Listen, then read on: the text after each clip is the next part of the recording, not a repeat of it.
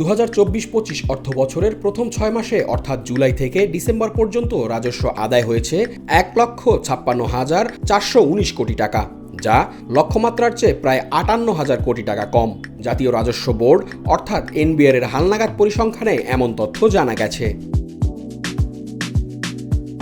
সংস্থাটির পরিসংখ্যান বলছে, চলতি অর্থবছরের জুলাই থেকে ডিসেম্বর এই 6 মাসে রাজস্ব আদায় হয়েছে 1,56,419 কোটি টাকা, যা লক্ষ্যমাত্রার চেয়ে 57,724 কোটি টাকা কম, অর্থাৎ বছর ব্যবধানে কমেছে 0.99%।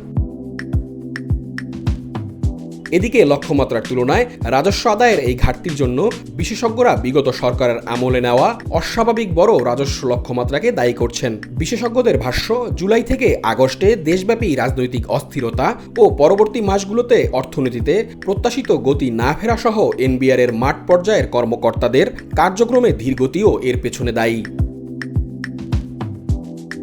এদিকে এনবিআর এর একাধিক কর্মকর্তার মতে, চলতি অর্থবছরে রাজস্ব লক্ষ্যমাত্রা অস্বাভাবিক হারে বাড়ানো হয়েছে, ফলে আদায়ে প্রভাব পড়ছে।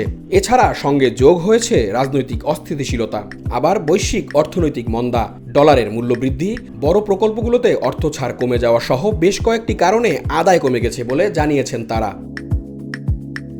নিউজ ডেস্ক, বার্তা 24।